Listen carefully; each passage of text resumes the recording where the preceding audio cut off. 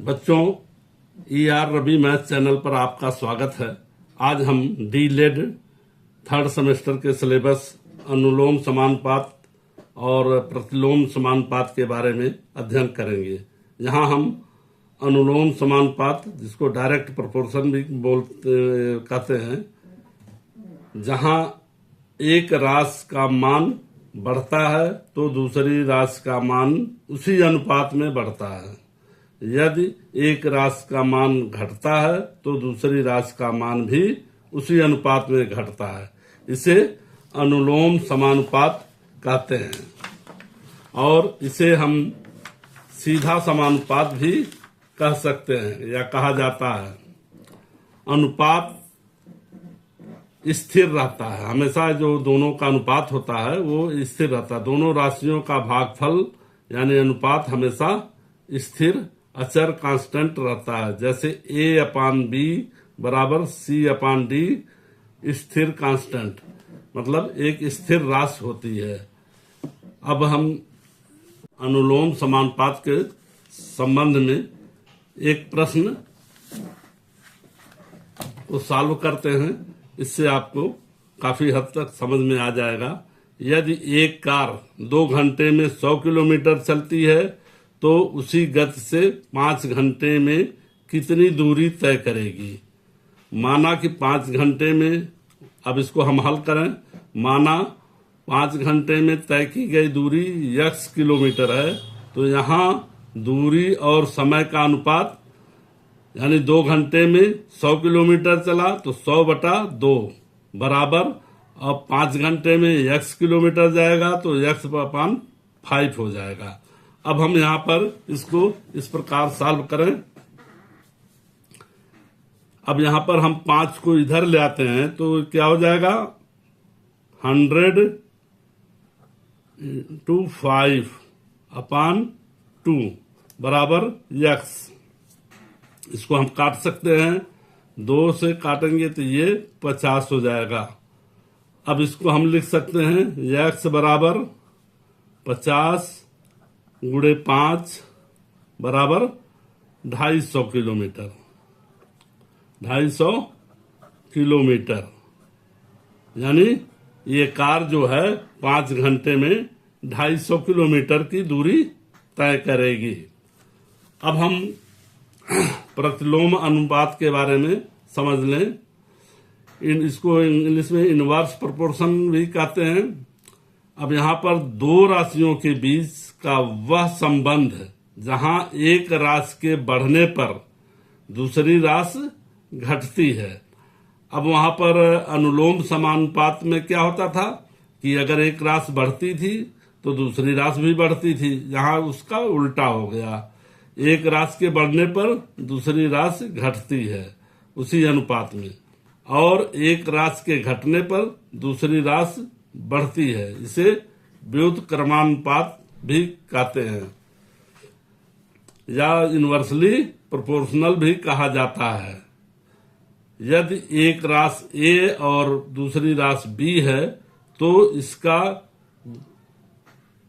A समानुपाती 1/B के रूप में भी लिखा जाता है। दोनों राशियों का गुणनफल, अब यहाँ A और B दोनों एक दूसरे के व्युत्क्रमानुपाती होते हैं तो इसका गुणनफल हमेशा एक स्थिर राशि होती है, हमेशा स्थिर होता है। जैसे A × B बराबर K स्थिर अंक है, स्थिरांक है, बराबर C × D।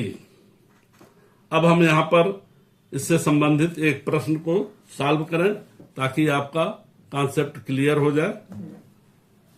यदि किसी कार्य को, यहाँ प्रश्न है, यदि किसी कार्य को 15 मजदूर 20 दिनों में पूरा करते हैं तो उसी कार्य को 12 मजदूर कितने दिनों में पूरा करेंगे।